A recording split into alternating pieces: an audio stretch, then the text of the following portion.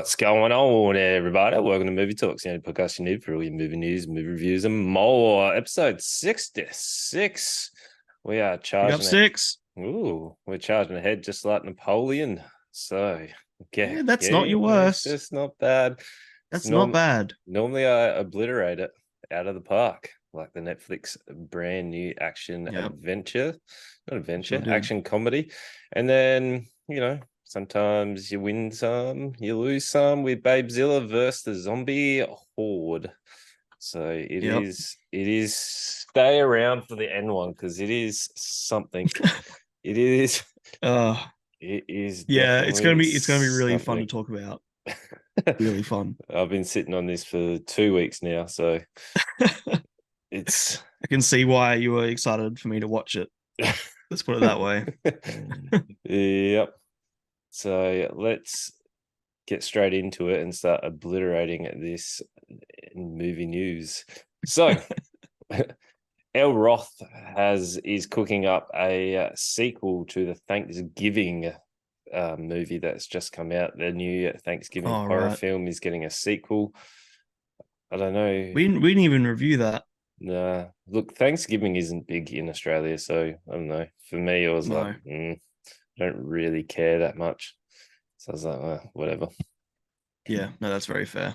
Yeah. Well, sure. I've heard it's done pretty well. It's trending on Letterboxd and stuff. Okay. I mean, El Roth is reasonable. So Eli. Nope.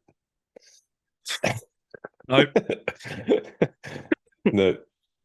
And George Miller's Mad Max Saga is having a brand new one. Also, Chris Hemsworth is in this new Mad Max. Yeah, he looks really different. To me, he kind of looks like, I know Marvel isn't your thing, but when like Thor sort of gives up and he goes like Fat Thor, it kind of looks like he looks like that, but like obviously more in shape. So okay. I can't help but not see that. But it looks sick. Like I'm such a fan of Fury Road.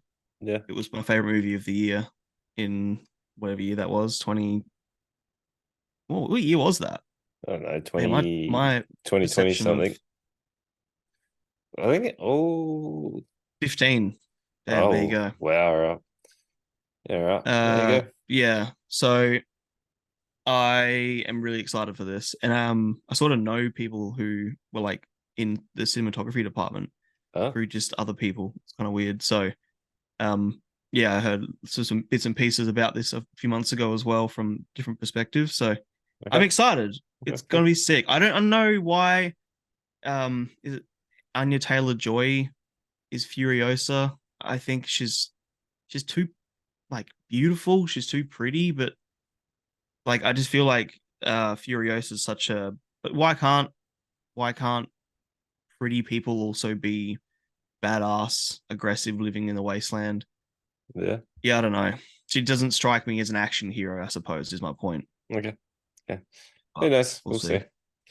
The Black Phone 2 is happening. I'm pretty keen for that. I really enjoyed the Black Phone. I thought it was really good. I haven't watched it. Ethan Hawke, amazing. He's very, very impressive. Yeah, it's been spoken about a lot. Like a lot of people. Yeah, I've seen a lot of people talk about it in the same sort of vein, talking about like Ari Aster's horror films. Okay, yeah, definitely give it a watch. It's good. I need to, yeah. There is a new Night Swim trailer. There's a monster in the swimming pool in a new Blumhouse horror film. Night Swim. Yep, it's about a monster in a swimming pool. I don't know how 2024. I don't know how that got off the the pitch meeting. Because it's Blumhouse.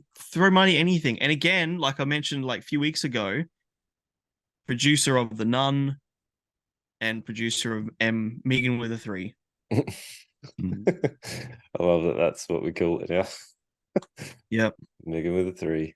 Megan with a 3. Yep.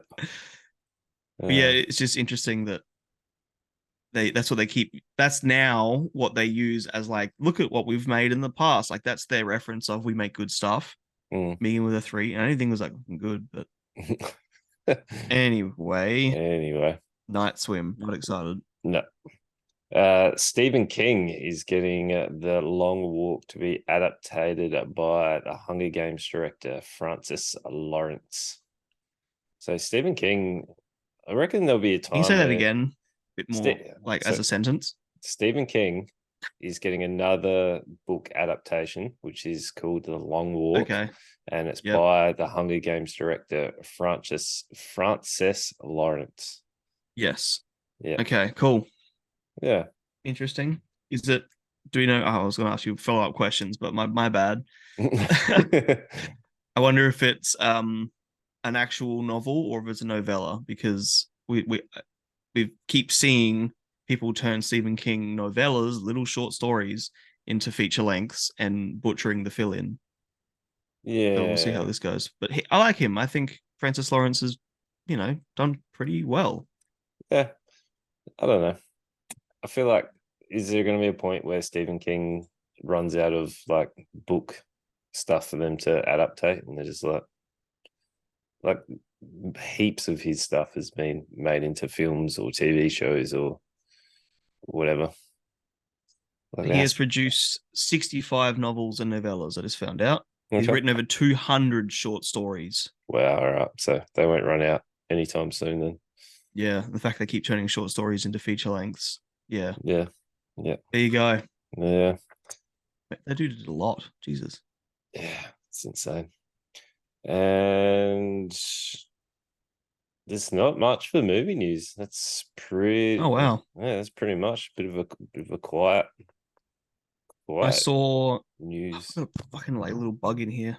I saw Macaulay Culkin. A little bit of movie news I saw during the week. Macaulay Culkin has his star on the Hollywood Boulevard now. Yeah, I did. Really I nice saw him speech. doing a speech, and he was reunited with his mum from Home Alone. Reunited. Reignited would be like lighting her on fire. The the spark is back. I don't know. With his mum. They left him behind. I don't know. Whatever. Yeah, I love him and his wife as well.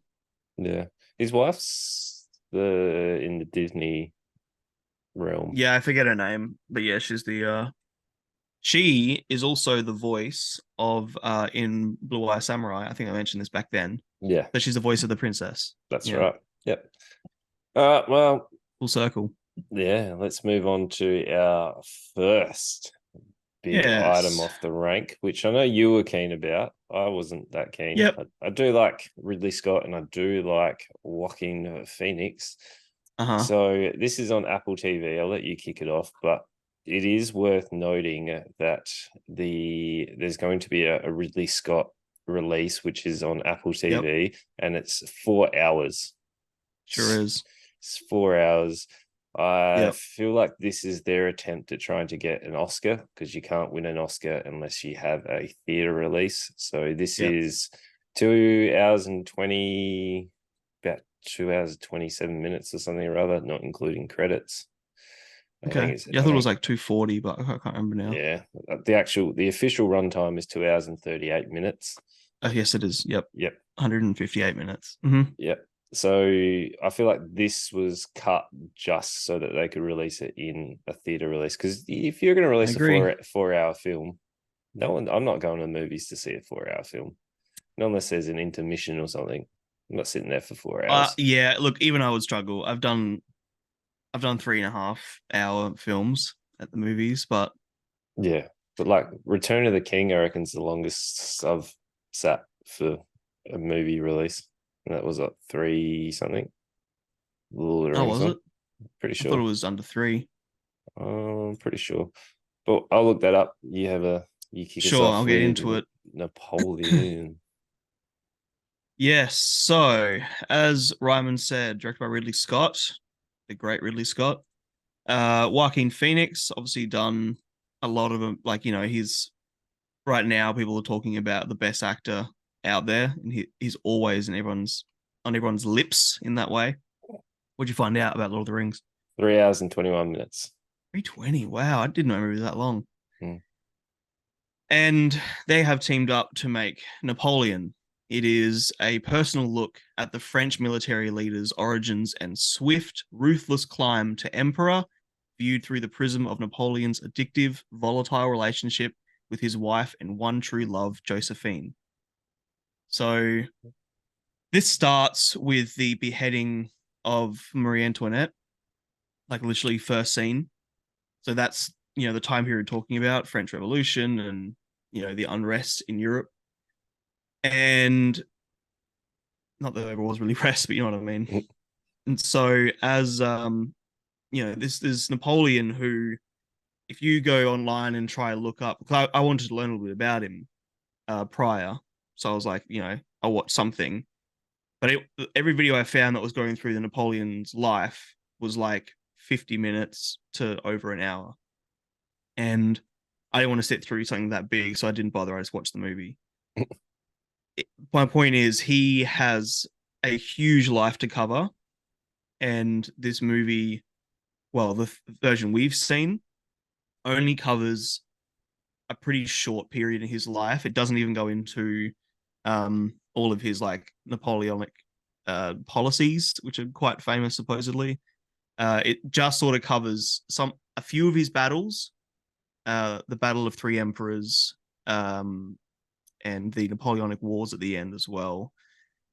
But most of the story is about the telling of his personal life, I would say. Yep. So we're following him and his Josephine.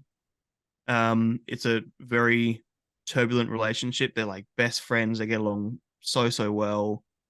And she, however, cannot give him an heir. She has had children with another man prior to their relationship. That doesn't cause any problems with him. He can, as an experiment, he slept with like an 18-year-old or whatever she was and got her pregnant, just to see if it was possible. And he was. So there was something, they were both non-barren or whatever the fucking will be. They're both fertile, but they're unable. And caused a lot of problems in the relationship because he needed an heir because he was emperor, all that sort of stuff. So yes, it's about his wars and a few of his battles, about him being a master tactician, but the majority of the story really follows his relationship, which I'm just going to say right now makes me really excited for the 4-hour release. Genuinely, I'm actually pumped for it, because I think where this goes wrong is the pacing, and I wonder if that's because they've tried to trim 4 hours down to under around 2.5, which is a significant amount of cutting. I wonder if that's fucked with the pacing. But yeah, I talked a lot. I was confused with this because it was like, it was janky. Like there was parts where I was like, that I don't understand that whole reference that you're referring to. Like, I'm not a big Napoleon guy. I don't know that much of him. But like, definitely, I think if the scenes were actually extended out to what they're intended to be, it would have probably made more sense. Like, trying to tell this bloke's history, I don't think you need more time. Like, I feel like you should have done this in chunks or whatever. Like, I don't know, do a trilogy release. Like mini-series. You've got the streaming service for it. 100%. Like, you don't have to go for an Oscar. Like, why do we have to always push for an Oscars and stuff? Like, just do well with what you've been given. Like, if you're going to tell a story, tell it well and go for whatever else you want to. So, like, cutting it down, it was bizarre. Really, Scott, really amazing with action scenes. Like, all the battles looked great.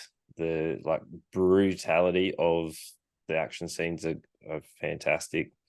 I hate this type of warfare. Like, I find it incredibly boring, where they literally they line up, they shoot, the next line comes up. Like, I don't understand how that became the standard for war. Like, it blows my mind that that's what it is. Like, it literally would have been, the more people you have, the better off you're going to be. Like, you stand in line, which is exactly what we saw in the last combat, because Napoleon was the master of war. There was no one like him who was able to climb so quickly through the ranks and into politics because he was just so confident and undefeatable. But like you just said, in the end conflict, he was outnumbered like 3 or 4 to 1.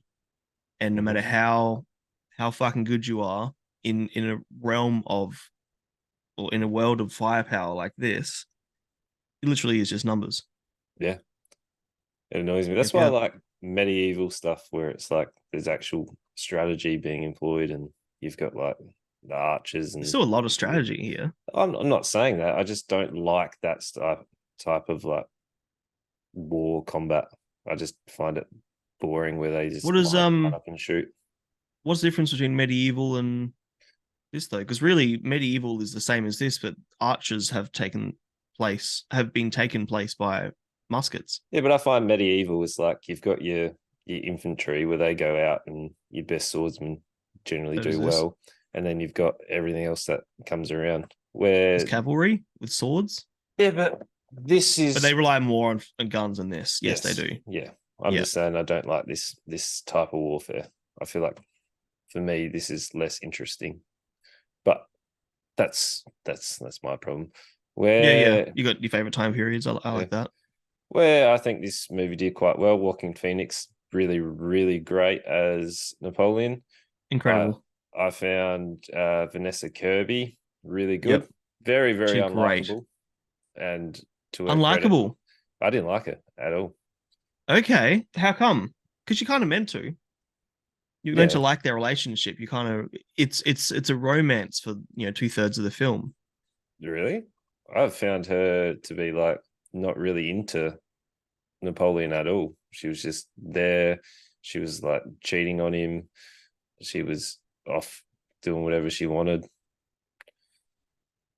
Yeah, like they had their problems, Yeah. but the way I felt about them was that no matter what sort of happens, they are always going to keep coming back together. Like they're drawn to each other.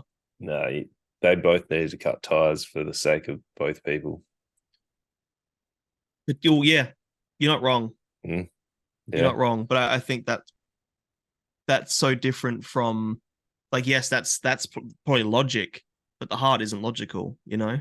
I don't know. Just watching it all unfold, you're like, this is a train wreck. Yes, Someone it was. someone's gotta gotta do it. But you're right. She did so well. Yeah. Like especially when he won the Oscar for Best Actor like what 3 years ago, 2020 for Joker. Yep. You're acting across from this man with this sort of presence and accolades and whatever.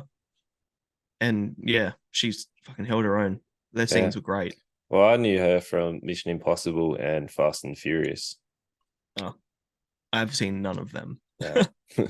I liked her in those What do ones. I know her from? The Crown? Nope, never watched it. No. Um, Yeah, not a lot. no. Don't know. Literally looking through the list, I don't think I've seen any of this. Right. Great Yeah. Expectations? Yeah, I don't Oh, know. the miniseries? No.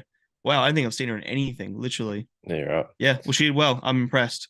Yeah. She might get Best Supporting or like might be nominated for Best Supporting. Yeah. Yeah. So it's this struggled hard because of the amount of stuff they cut. That's Yes, it's 100%. it's just it's disappointing. So if it's 4 hours, let it be 4 hours. I probably wouldn't Yep, have watched it in one run. I probably would have had to pause it and you probably won't come back either. and do it.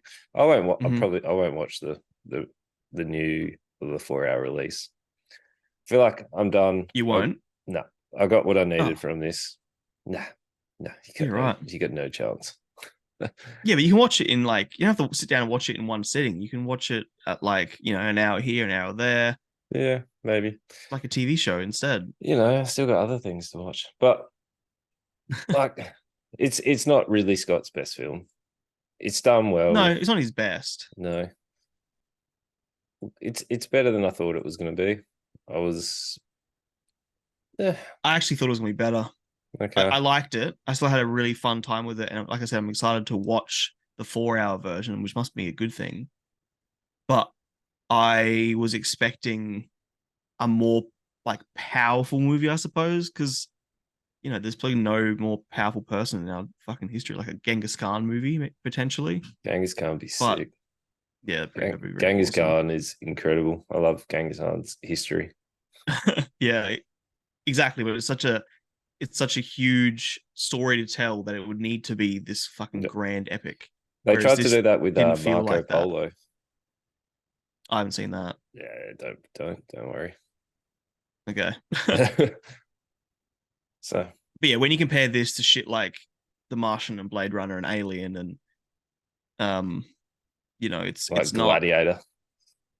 Yeah, I knew that's a good point. You love Gladiator. It's your favorite Gladiator movie. is so good. Love it. I've watched it since I was like a young teen. No, still holds up. But yeah, I think this is I think Joaquin Phoenix is really good at like romance, but romance that's kind of Lord. it's kind of what? Lord. It's a flawed Flawed. romance. Yes, I think so. Because have you seen Her yet? No, I've mentioned a few times. You haven't. He's in love with an AI in that, voiced by Scarlett Johansson, and they just have this chemistry, I even though mean, she's just a voice. how not to fall in love with Scarlett Johansson though. Just her voice. Yeah, does the AI look like her? No, there's no Uh, look like her. There's yeah, no. It's yeah. just her voice. She has like this thing in his ear, and Carry they on. literally just communicate verbally. Yeah. But yeah, there's such a chemistry in that movie between the two, and it's literally just a man talking to a voice in his ear. Yeah, right. Uh, but like I'm not saying he's a romantic actor or like he should be. Because it's not he's not doing rom coms and stuff. So he's just yeah, it's unique. He's fucking so talented. Yeah. Great movie. Didn't hate it. I'm excited for the proper release, but the problems where they are with the pacing because you're Mm-hmm. trying to tell a romance, and I wanted more battle epics. Like I wanted Napoleon. I wanted to see there was one battle, the Battle of Three Emperors, where he was on the ice and all that stuff, and he's shooting where you can see he had an exact plan and it just went ahead.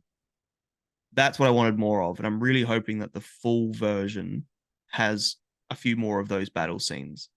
They're fucking awesome. Yeah. But who knows? Well, I'm gonna have to let you tell me if if the release holds up to it. Yeah. Mm-hmm, mm-hmm. Mm. But yeah, I think I'll give this a rating now, and then I'll give it another rating once I watch the 4 hour. Yeah. Because I do think it's worth splitting the two. Well, Yeah. I'm saying that now. Definitely. You got a number for it? Yeah, it's a 2.5. Like it's just them cutting it down for a theater release lets it down massively. Yeah. It's confusing. The scenes aren't like actually fleshed out. And it feels like it's missing something. Like I'm sitting there almost in every scene going, I feel like this is missing something. Mm-hmm.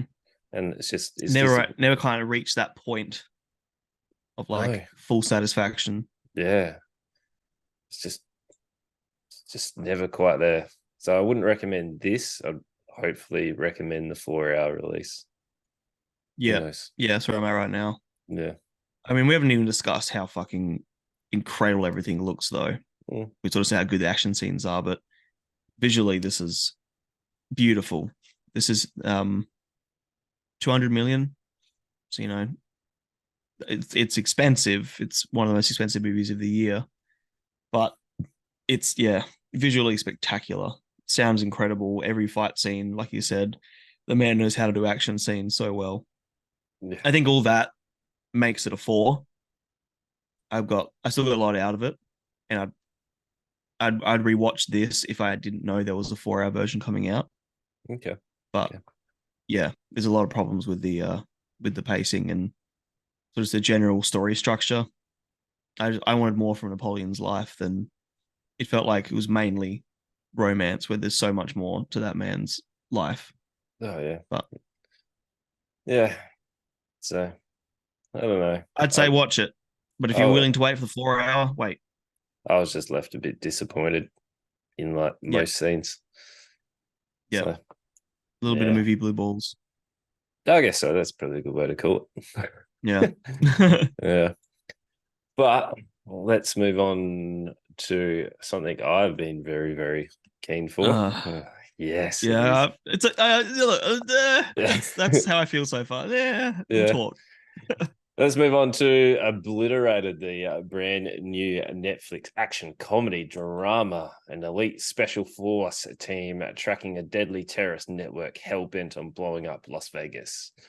Blah, blah, blah. So Sure. we are presented with our elite team. I couldn't work out. They weren't FBI because they make reference to FBI suck. I couldn't quite work out if they're CIA Yeah. or whatever. They're just They're, this. they're agents. It's nondescript. They're fucking action heroes. They don't need a Yes, title. they are. So this is in the same vein as Fubar, sorry. And Oh, is it? yeah, it is. It is Okay. so much. It's so similar to it. These guys Hmm. are your full action heroes. We're presented with a scene. They have to stop this bomb sale going ahead because they want to blow up Las Vegas. They're Yeah. all pretending to be the different people. So Winters is the head of the operations. She's like the cool, calm, collected, in charge boss. You got Chad McKnight, who's like Actually, the while you're going through these names, can I tell you what I've been naming them? sure. We'll go Ava Winters. What have you named her? Uh, attractive white woman. Yes, she is. She's behind me. She's the one in charge. Then you've got Chad McKnight, who from the trailer originally thought was Brad Pitt. It is Yep. not. Attractive white man. Yeah, that's the character he plays. Trunk Uh huh. is Yep. the muscle in the group. Yep. Yep. Yep. Uh, he's thug black man because he's got to Yeah. have a bit like he's like 50 Cent in the Expendables. He's got to have a little bit of street in him, you Yeah. know. Yeah. But he's got like an obsession with food. He's so funny. Yeah. Oh, I He was laughed a also lot. like drugged out, so he'd be pretty hungry. Angela Gomez. Oh, yep, lesbian Latina. Uh huh. Yeah, the sharpshooter. Yep. Haggerty. Which one Haggerty. was Haggerty? Haggerty's a bomb specialist bloke. Where Oh, crazy old man. Yeah, yeah, yeah, he's got one thumb. yeah, yeah. He's actually great. Yeah, He's meant to be the comic relief, ridiculous character, but he's great. I like yeah. him. Maya, the tech. Oh, nerdy cute girl. Uh Yeah. huh. Uh huh. Lana, who is not part of the team but gets dragged along, is like they're babysitting her because she Oh, gets right. information. Yeah. I didn't even give her a name. She was just like blonde stripper, but Yeah. I'm not sure if she was blonde even a stripper. blonde party girl. That's literally what her character. Yeah. Yeah. Yeah. And then the last one is Paul Yeah. Young. Asian pilot. Yep. Yep. Yep. So they're on a So mission. it's all the stereotypes. Yeah. They're on a mission. They have to Symbol. stop the brand new massive bomb that will level Las Vegas. The first opening scene is them doing the first mission and stopping the bomb sale, and it's literally what you expect. I had an absolutely fun time with their opening scene. They've got like tick tick boom happening as they're having this massive shootout. Like they Yep. have lent into the like over the topness, and that's what I wanted. I didn't want this to be like, hoorah, let's like focus just on action and not like over the top. Where this is Yeah. completely over the top. So Yeah. When you said Expendables, like I thought, this is definitely in the realm of parody yeah, for yeah, sure. and So allowed to be. yeah. So they have this massive like shootout. They're dropping in from the ceiling.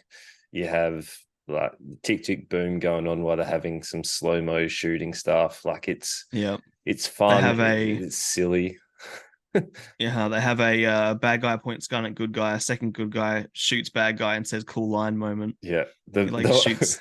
He's like, what? No, thank you. I'm like, oh, come on. 10 minutes in. The one-liners, I laughed every single time. Like, this Yeah. show is made for Made for me. you. It's Uh-huh. made for me. Yeah.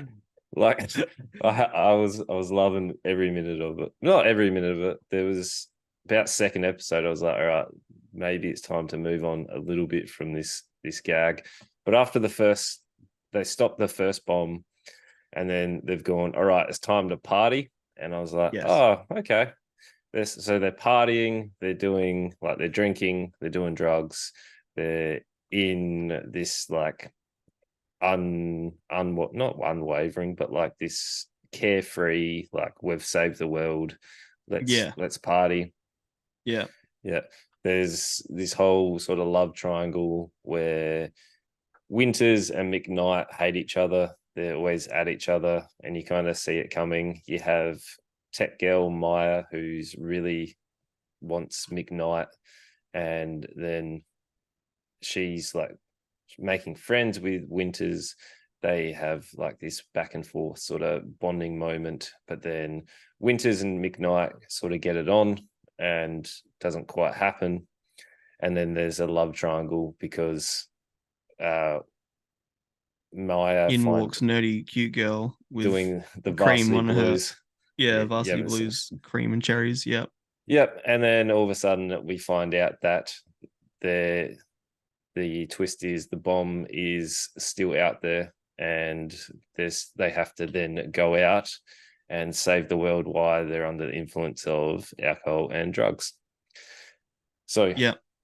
second episode, they're dealing with them having to stop this bomb being sold again, and while under the influence. So this is where I was like, the first half of the episode was like some comical moments, and I was like, yeah, that's kind of funny. That was fun, but it gets a little bit tired where I want them to go back to where they were at the first episode and not have to be Yeah. like hindered by the drugs and alcohol, because there's moments where they forget that they're even under the influence, and then all of a sudden it's like, convenience sake for a gag, we need you to be Yes. Which under the is influence. one of my problems. Yeah. There are times where she's straight into like badass fucking boss mode, and she's, walking around talking to people, being like really manipulative in conversations, and then she's back to slurring her speech and stumbling, and Yeah. because it's funny, supposedly. That's probably my biggest problem with this, is how much because this is, about drunk people, they rely on like lowbrow humor sometimes, like, vomiting and that sort of stuff. I'm like, you could do better than that. Yeah. But, small issues. Yeah. Still, I found it very, very fun. Just I got a little bit over the being under the influence stuff, which Yep. there's a little bit of back and forth with some twists and turns, but they're quite obvious, and you're not expecting like some in-depth story happening. You've got Gomez, who they find this bachelorette party, and it's her trying to I laughed at her scenes where she's with the bachelor, Uh-huh. bachelorette.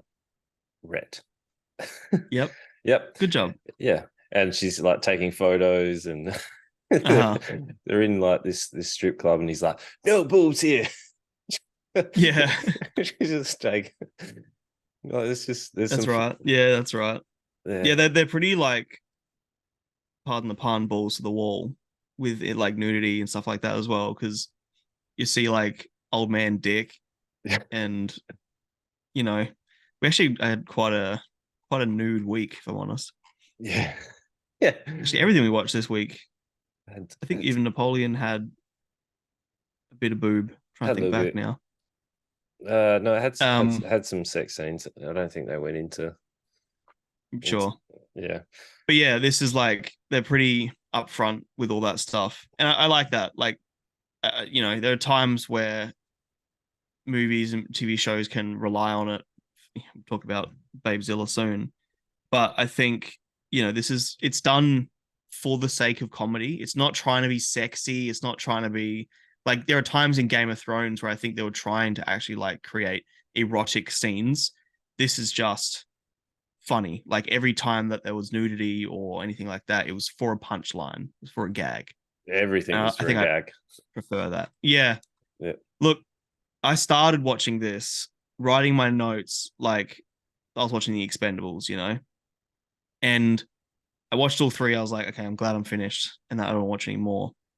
But I was talking about this yesterday at my arcade job with some like fellow staff, and when I was describing it, I was talking about how it's like Expendables, but they're all drunk and attractive and sleeping with each other and all that sort of stuff. And they're like, that sounds great. And I was like, it's kind of fun actually. Yeah. And last night I jumped on like to watch some YouTube. I couldn't find anything I felt like watching. I jumped on Netflix and I chucked on episode 4. So Ooh. it's I don't hate it. It's dumb. It's really like cliched and shit, but that's what they're trying to do.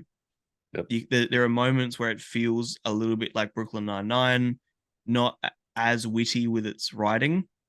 I'm not sure the writing team have the experience of like the Brooklyn Nine-Nine team, something like that, but I could look it up.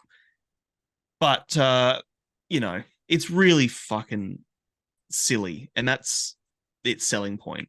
Mm-hmm. Yep. Like everything that they can think of where there could be a punchline, they'll throw it in. Yep. And all the characters are just total. So I haven't given them names. I was giving them their cliches describers because they're all just fucking staple fucking characters in this sort of genre. But it's kind of fun. I can't wait for. I've written a list of predictions, things I think is going to happen in the show. Yeah. You want to get to them? Do you want to keep talking other stuff? We can do them. All right. Kick us off with these predictions. First one has to be, of course, someone's going to die, but they don't actually die. Yeah. Expendables and every other fucking movie like this. There's going to be some. Originally there's going to be some sort of training montage, but I didn't realize this was going to be a over the course of one night thing. So probably not. Yeah. I wrote that they're one. also elites though, so they don't need to do training. Yeah, but like I was thinking like a new skill. There'd be a montage of them like having to learn how to fly the plane because other guy can't or some crap. I did enjoy old mates Haggerty's bomb defusal where he's got to pick really the perfect song. Yeah, really fun scene actually. Yeah, that was like probably the first scene because everything before that was just action movie schlop, and then that scene happened. I was like, okay, they know what they're doing. Like a bit of comedy timing. Also, like his who's got one thumb. Yeah, this guy. He's got one thumb and just saved Las Vegas. He's great. I'm just disappointed that he's being sort of Weekend at Bernie at the moment and carried around. That was still pretty funny. He's like, imagine what I'm doing right now. She's like splashing water. Cleaning his ass. But again, that's what I mean about like how they're relying on crass humor. I don't know. But there are its moments. I did predict that someone was going to leave the group. I thought because they got mad at someone, or they're like they're going to leave the group and then they have to come back to the group somehow. But that did happen with what's her name, the nerdy cute girl, Maya. So yeah, I ticked that one off. One betrays the group or double crosses the group. I'm wondering who that's going to be. There's going to be a moment where the bad guy thinks he is one, and so does the audience. But the good guys tricked us all, and then the good guys have won. That's what I've written so far. They're my predictions, but based on all the other cliches they're hitting, I'm excited to see. I actually do want to see if they hit those. Okay. Yeah. I'm still having really good time with it. Like everyone is dialed to 11. Like even Paul, like the helicopter pilot, he's like he ate all the guacamole which was spiked. and he's like he's flying it, and he's got Shrooms. this. I was like, oh, there's this little green like goblin thing, Gremlin. Yeah.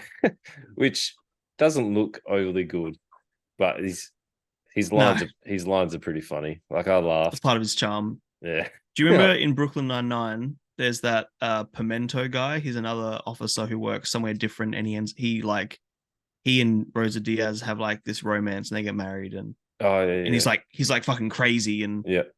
he's the voice of the Gremlin. Okay. Yeah. The Gremlin is just like this little fucking crazy little monster jumping around. Okay. Yeah, don't mind him. Yeah. What's his name? Jason Mendoza. Mendoza. Yeah, Yeah. yeah. He's also in The Good Place. He plays a very similar character. He's the one that is the other like AI god being. Yeah, Pimento. Yeah, yeah, Yeah. yeah. Yeah. Yeah. Oh, sorry, I forget you've seen Good Place. That was yesterday when I was mentioning that character to someone. I mentioned Good Place first. Right. Because I've seen Good Place way more than Brooklyn. Yeah. Good Places. I really like that show. It's good. Great show. I watch it every single night to fall asleep. Literally Every every night. single night. Wow. Every single night for the past few years. Wow. Wow. That show. I just push play on whatever episode it's on Netflix and go to sleep. There you go. It's comforting. It's a very comforting show. I know it's so well now that I don't have to even watch it to know the scene, you know? Yeah, right. Yeah, so very funny. Yeah, like you're saying, that it's kind of cringe at times, but it's intentionally cringe. Yeah, which is fun. Yeah, I think so. Yeah, it's what I wanted. I want them to lean in it. Same as Fubar, they leant into it. And for me, this, just because it doesn't have Arnie, and because I would have liked him to move away a little bit away from the all of a sudden we're under the influence which is just convenience. It's a 4.9 just on those 2 points. Oh my god. Yeah. A 4. I think you say it's a 4 because it misses a 4.9. 4.9. Yes. You are ludicrous. No, I loved it. Oh wow, you like it that much. Yep. Did you think that All I right. wouldn't? It's written for you. This is how my brain works. Everything about this show was like, yeah. Like there was a whole scene where they just got oiled up and started wrestling.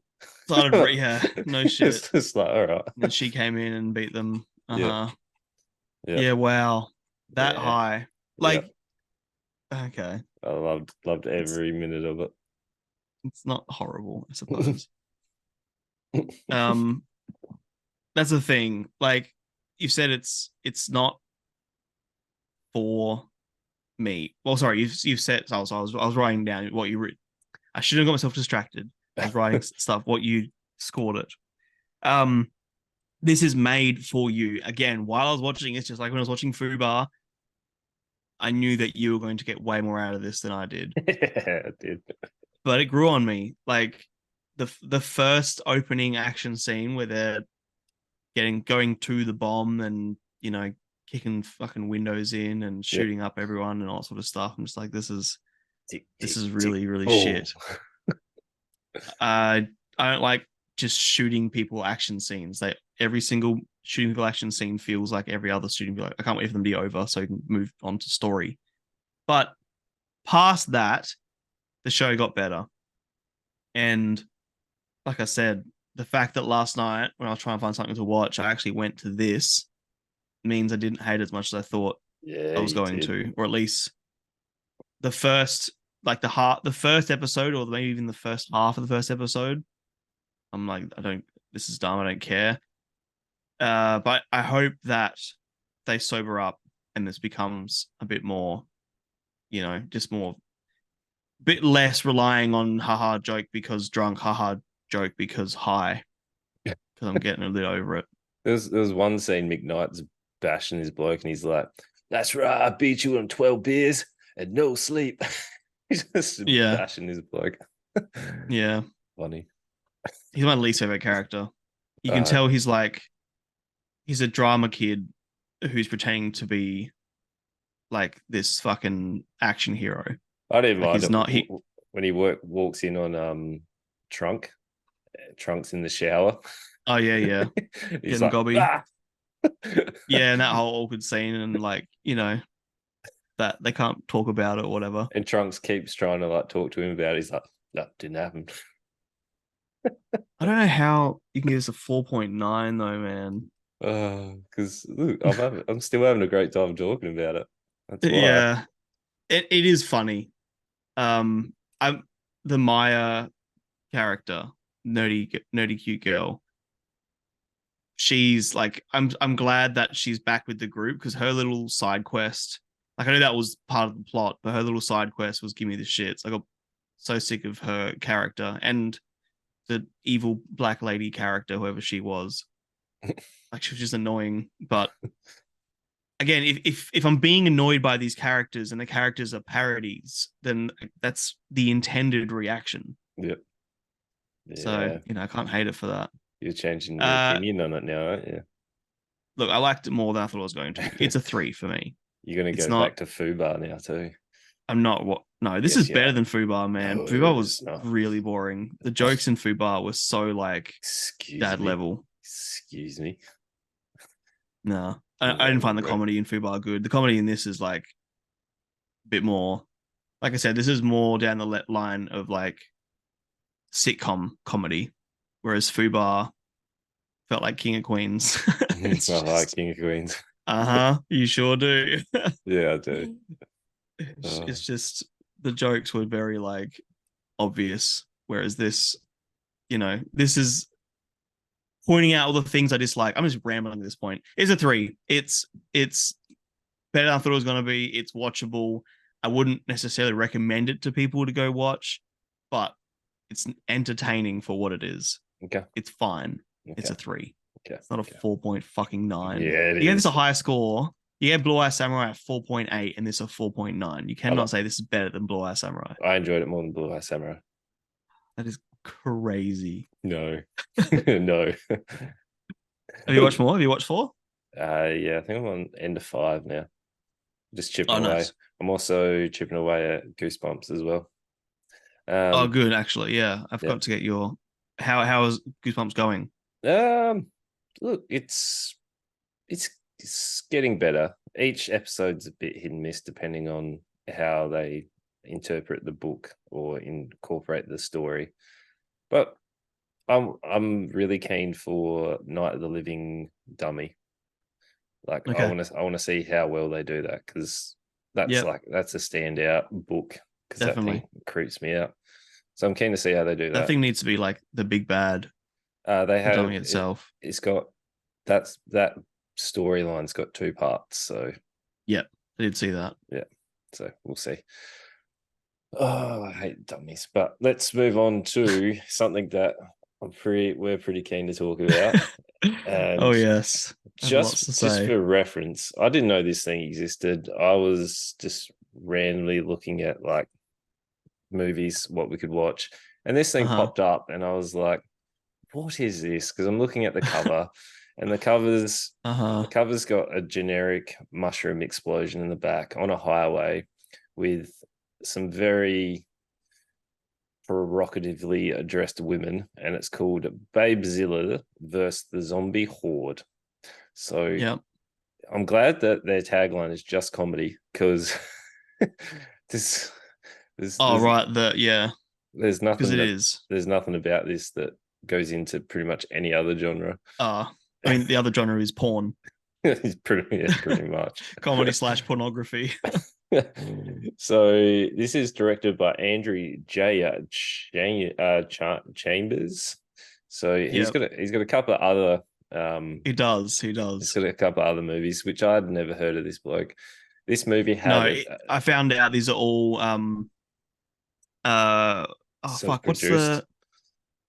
what's the thing? Indiegogo. These are all Indiegogo films. Okay. So they go on there, ask people to give them some money, and they make it and give everyone the movie. Right. So he has fans, but not many. The list of Indiegogo supporters was in the credits. Okay. So this movie cost a total of $1,500. That was the entire budget of this film. How'd you find that out? It's in one of the trivia parts on IMDb. I was Oh, going through it. seriously. Oh, Yeah, I should look at them more often. yeah. I actually find them quite interesting.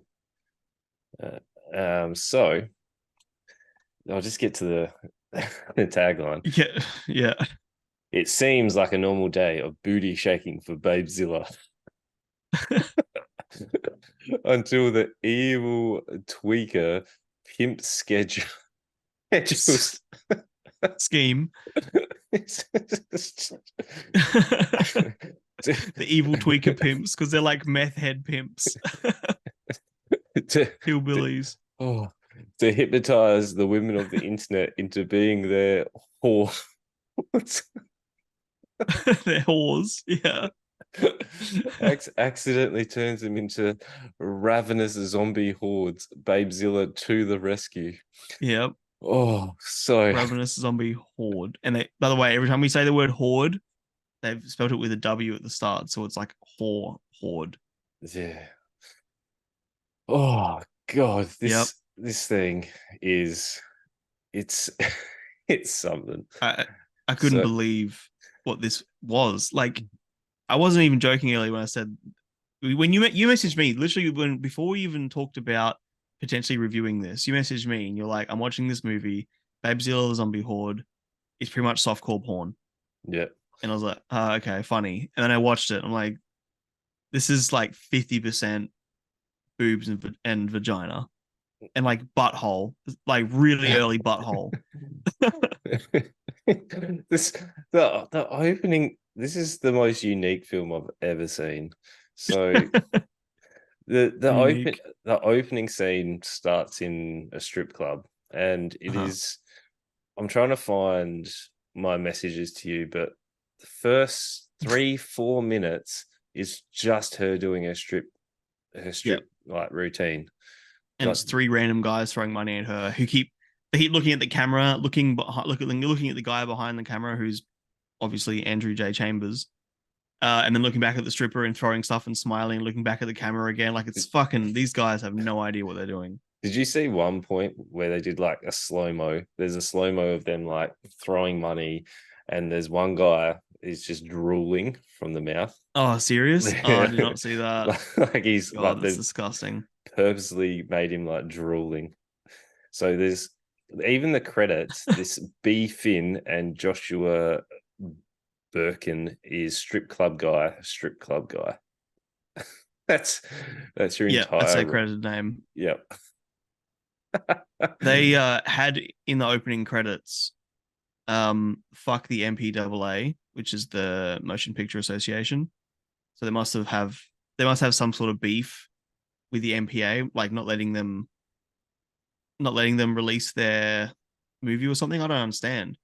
So I wrote this big thing. There's the opening sequence was so fucking edgy, by the way. Like this comes across as such a strange person. It says following movie contains nudity. Depictions of violence, gore, and harsh language is intended for mature audiences only. Hide this one under your mattress, kids. If your parents catch you spanking it to a lizard woman, you could end up in an institution.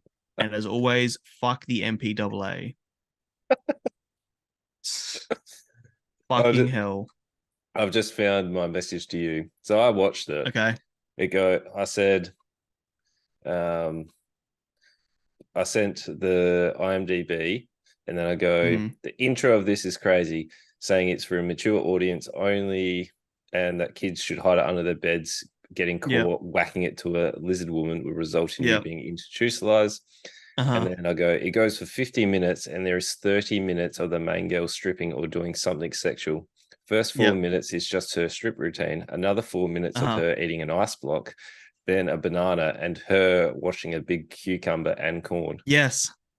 I wrote in my notes that this just feels like if someone listened to or watched a bunch of Austin Powers movies and tried to make all the little jokes super sexual, like eating an ice, like literally, you said it, 4 minutes of her eating this lollipop, whatever the fuck it was. It's sort of like an ice cream It was like freezing a thing. spaceship ice block. Yeah, some American thing.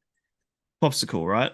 Yeah. And then so the whole format of this movie for the first like 40 minutes is an awkward one take, like they just put a camera in a room with these fucking tweaker pimps who somehow use subliminal messaging inside cat videos to turn women into whores so they can come. Where are our whores? And some of their lines were this you crave dick, he says at times, and like there's a guy, I forget who it is, sees one of the zombie whores in the woods, and there's boobs, and his like nipple was all the consent I need, and he starts whacking it, like as in like whacking himself. And it's like some of the fucking lines, even though they're characters, were just so rapey and gross. Yeah. But yeah, so the format is literally between it for ages. It just goes scene with gross pimps, and then scene with Babeziila sucking on something or cleaning some sort of phallic shaped thing or whatever. It's just that. There was a stretching routine, like randomly. Yep, a yoga. She was doing yoga. Yeah, it was just back and nothing made sense. It was just Babeziila in her home eating a banana, eating an ice cream, fucking doing yoga, but everything was crazy sexual. It was so bizarre. And then even when they like sent out the cat videos to watching these people, like all of a sudden, who watches cat videos? Like, are they still a massive thing? No, this is written by idiots. To the point where there's two people on the porch, and they're one of the ladies is watching this video, and all of a sudden, she just hand down the pants, and then they're like, they're full. Yeah, and he's like, "Oh, okay." He starts just having wank next to her or something, and then she changes, and then it just kicks off, and there's no rhyme or rhythm for any of the film, to the point where all of a sudden there's a horde of these zombie hordes, and Babeziila gets this phone call and was like, "This is why I was put on this earth. My mum had me so that I could had relations with a what was it, a lizard? Like something space lizard or some shit. So now she's like part lizard, part reptile or something, she says. And it just turns to her in this very, very minimal bikini and this lizard mask. And then we have this over the top, like fast car poster montage of her just standing in front of this car posing. This like Honda Prelude, which is like a car worth like $5,000. It's not even a nice, expensive car. You forgot though who she's talking to on the phone, mate. The whole she's talking to the president, right? And it's this fucking Indian man. Oh, that's right. I forgot about in front of like this green screen, and it's got some Indian street in the background. And he's like, Babeziila. I don't know where they found this fucking random Indian guy. He's like, Babeziila, I am the president. And he says, I am in disguise because I've gone to India because they have the best golf courses in the world. And I'm here on vacation, but I'm in disguise. But then my disguise also changed my voice. So he was like this fucking random Indian guy with such broken English they had to use subtitles. And he's supposedly the president. Every time they cut to him chatting, man, fucking lost it. He's my favorite character. I lost it at the big final showdown, because the showdown is not done well. The lasers. So once Babeziila's done her transformation and her montage of her posing, there was a scene, like they didn't cut this scene where after she was posing, she's just awkwardly standing there, and then they were like, okay, now it's time to drive. And then they drive to where all the horde is, and she's like, somehow now it's time to shoot, and she's shooting these the zombies, and starts with the gun, but it becomes too many of them. Yep. And while they're shooting them, like they're falling, but they're laughing and they're giggling. Yeah. Uh-huh. And it's very, very awkward. And just you're laughing through it, but all of a sudden there's too many zombies for her to shoot, so she has to get rid of her gun. Mm-hmm. And then she starts to get lasers coming out of her boobs. Yep. The big mummy milker cannons. I wrote them down. Okay. She shoots lasers from her boobs, and they're called the big mummy milker cannons. Yep. And she's like, pew, pew, pew, and like pinching her nips. Yeah, she's just shooting. And then all of a sudden, to get rid of the massive horde, she has to lay down, put one leg up in the air, and yep. I hope you wrote this one down too. Yep. Yes, I did. What was the final attack, because it gets more power when you yell out the name. Yeah, yeah. Like I was about to say, like a Dragon Ball Z character, when she yells it out, Super Queef Cannon, and shoots this big fucking laser from her vagine. The Super Queef Cannon. It is special. I gotta wonder what this woman was offered, because like if that's the budget, even if she was paid $1,000, I wouldn't do that for $1,000. Maybe 2 days of filming, you get paid more as a stripper, 100%. Why is she saying yes to this? I don't think they filmed for very long. Like, I can't imagine them doing many takes. It'd be a couple of days at least. Do you reckon her scenes? I reckon she was there for maybe half a day. A few hours filming in her house, setting up cameras. Oh, she probably won't set up anything. No. Just point a camera at her sucking an ice cream. Yeah. I'm thinking of like an actual movie set with lighting and rigging and sound and everything. No, you're right. They did none of that. No. They just pointed a fucking DSLR at a stripper. Yeah, look, I'm giving it more credit than it deserves. Probably a day. Yeah. Yeah. But like, did I hate my time? Credits rolled at like, what was it, 48 minutes or something? 48 minutes. Yeah, it's fucked. it's so short. Like, I'm glad. It still dragged though. Like, as short as it is, every single scene with the pimps. There was a moment where the pimps, I say the pimps, that's what they call themselves, the fucking tweakers, the meth heads. Sorry, quick tangent. There was a moment where they were chanting meth and whores, meth and whores. There's a scene between those two where, again, every single one of their scenes is just a camera pointed in a 2-shot, and it's them just talking back and forth. There's no camera changes, there's no shot changes, just one shot of them sitting in the room like we get from year 8 students. And they are talking to each other about the plan or whatever. And they just start discussing lunch, and they're just talking about sandwiches and like, oh, I really like that roast beef. They just start like just riffing. Fucking Andrew J. Chambers like, yeah, that's great. Put it in. Oh, this is just a mess. Like, I don't know. The wigs. Oh, the wigs. One of the tweakers had, what was it, like just a sweatband with a mullet attached to the back. Yeah, he was bald, and he had a sweatband with a mullet shoved into the back.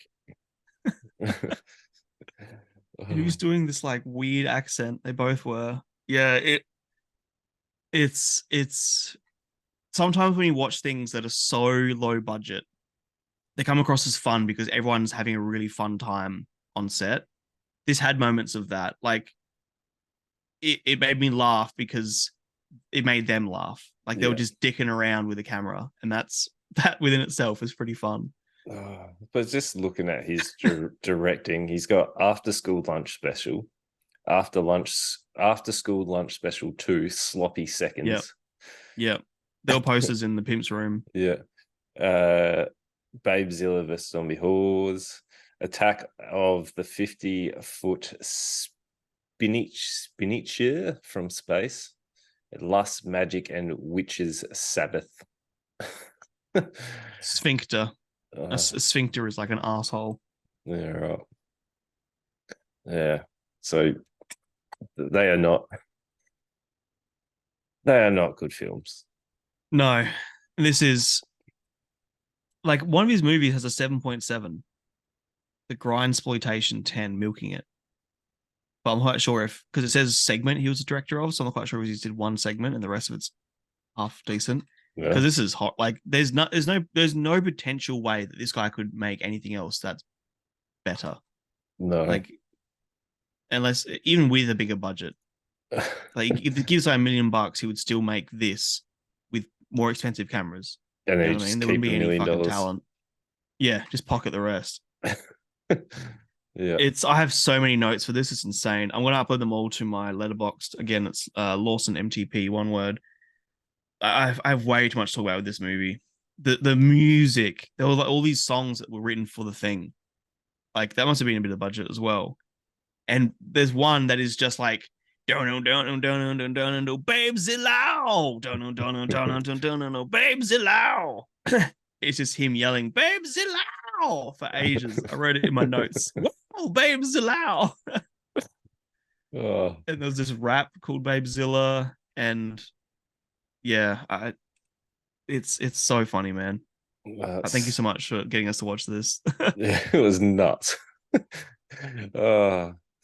Look, did it?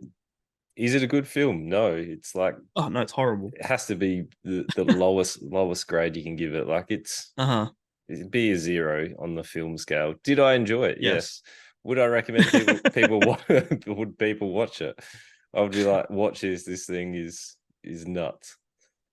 Yeah, I'm definitely recommending this to people. Like I'm torn about how to even like rate this thing. Yeah, it's something that's for sure. Because yeah, it's it's probably the worst thing I've ever seen. It's I don't know what like even Guns of Eden. Like I often think that is one of the worst things I've ever seen. No, But this is worse than this.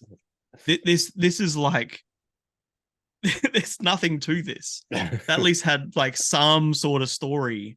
Whereas I don't even know how to fucking describe this. I couldn't stop laughing. Just a quick side note at the fact that these women, these zombie horde, are walking around just like with their tits out, fucking, rambling like zombies, going penis, penis, penis. Like the idea of watching them film it is one of my favorite things ever. And the casting call, like, what is that? Must have boobs and vagina. Must be willing to show boobs and vagina. Must work for narcotics. Like they're all just fucking tweaked out nudists. I don't know. It's got to be something. Or they're just all friends Same. of like somewhere. I don't know. Oh, how would you? You find people like this, especially Yeah. because they weren't paid anything. They had, No. $1,000. There would have been at least been a quarter of that spent on money. Oh, spent on money. spent on spent on money. Spent on music. Yeah, I don't know. I don't know. I'm so confused about how to rate this. Yeah, look. Okay. Yeah, it's a 0. 0. It's the worst thing I've ever seen, but it's also one of the most entertaining things I've watched in a while. Yeah. So let's give it a 0. Let's give it a 0, but we'll recommend it. Has to be 0, but recommended. Yeah. Because on Letterboxd you can give things a rating, but then you also tick whether or not you liked it. Okay. So I'm going to give this half a star, but then also the tick that I liked it. Yeah. Oh, yeah, that was something. But next week we've got the brand new Studio Ghibli, The Boy and the Heron. So I'm pretty keen for this. Apparently this is it took like 6 or 7 years in the making for this one. Oh, really? So, yeah. Okay. Like it's been in the oven for a while. And it's meant to bring in pretty much all of Studio Ghibli's sort of like works into one kind of thing. So quite a cast, mm. as they normally do. Yep. And then we've got the Artful Dodger, which is now streaming on Disney Plus. So you were saying this is about Artful Dodger being in Australia, which a little bit different. And then we've got another. I'm not sure if the series is made in Australia or not. I don't know. We've got another train wreck of a film, Monsterado. Yes. So this is what was the studio that did this one? I can't remember. They did. I mentioned earlier. Asylum Films. Asylum Oh, Films. this is Asylum. Is it Asylum? I thought you mentioned Black something. What was that one called? I I can't realized remember. this was Asylum. I thought it was Asylum because I thought it wasn't that Sharknado. Sharknado, yeah. And then we Yeah. watched the 2025 or 20 Sorry, whatever it was, Armageddon. Dark Abyss Productions. Dark Abyss. Yeah. So We've done other ones of theirs. Forget what's their list? Firenado, Loch Firenado. Ness Terror. Yeah. Mary had a okay. little lamb. Similar. I'm sure they're banking on the name of Monsternado, Sharknado, etc. Yeah, it looks very similar. Yeah, it looks shocking. So it'll be something along those lines. So better lineup next week. Although Obliterated did get. I don't know. We can beat Babeziila. No. Yeah. Yeah, Obliterated. It's one of your best reviewed things of the year. Mm-hmm. Easy. Actually, it is. Since we've started the new season 2, we'll call it. Yeah. You haven't given anything as high as that. Nope. Last was Blue Eye Samurai. Yeah. Like I said, that was a little bit less. Yeah. But phenomenal. That's next week. And you know what to do. We would like you to tell your friends. Tell them all. Tell your friends. Put on socials. Let us know if you want to make us watch anything, because we will. Yeah, jump in the Discord. Considering we've watched these movies you've seen too. Babeziila! Babeziila! Yeah, we'll see you guys next week. Tell your friends. Babeziila! Love yous. Bye.